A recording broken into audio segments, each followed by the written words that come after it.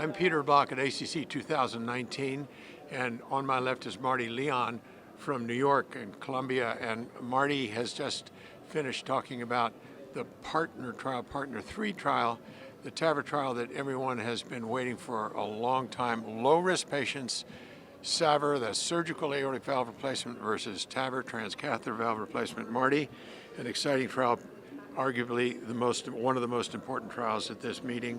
What's your take on partner 3? Tell me what the take-home messages are here.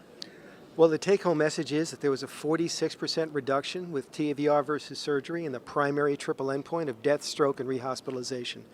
If you look just at death and disabling stroke, for TAVR, it was only 1% at a year for these low-risk patients. But in fact, the SAVR did really well too, didn't The they? surgery was excellent. Yeah. Yes, but it was 1% versus 2.9%.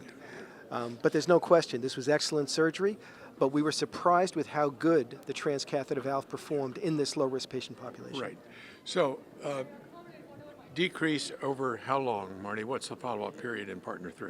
So the primary endpoint's a year. We follow all these patients for at least 10 years. Okay.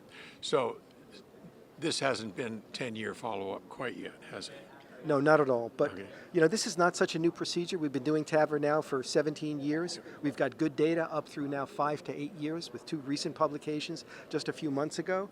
So I don't think we have to be that apologetic about durability these days. This is really a bioprosthetic valve made by people who know how to make bioprosthetic valves. Yeah. And, you know, for those of us who've been doing this for a long time, a lot of people have said, well, what's the big deal? We knew this was going to happen. But data are data, aren't they?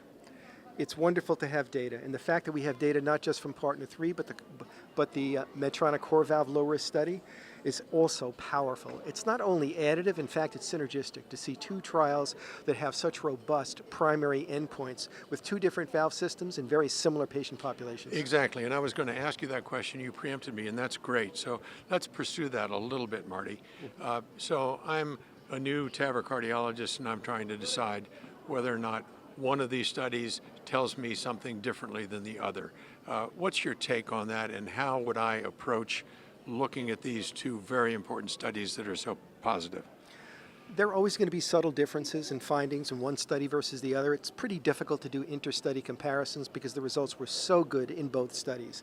I would argue that you could, in probably 80% of patients, use either one of these devices and get superb results. But you may, in 20% of patients, favor one or another for specific anatomic reasons, which is why, if you're a practicing TAVR structuralist, you need to have good facility with both of these devices to get optimal outcomes for your patients. Exactly, and I would certainly underline that. That's an important point.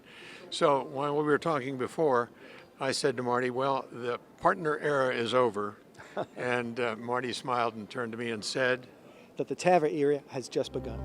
thank you.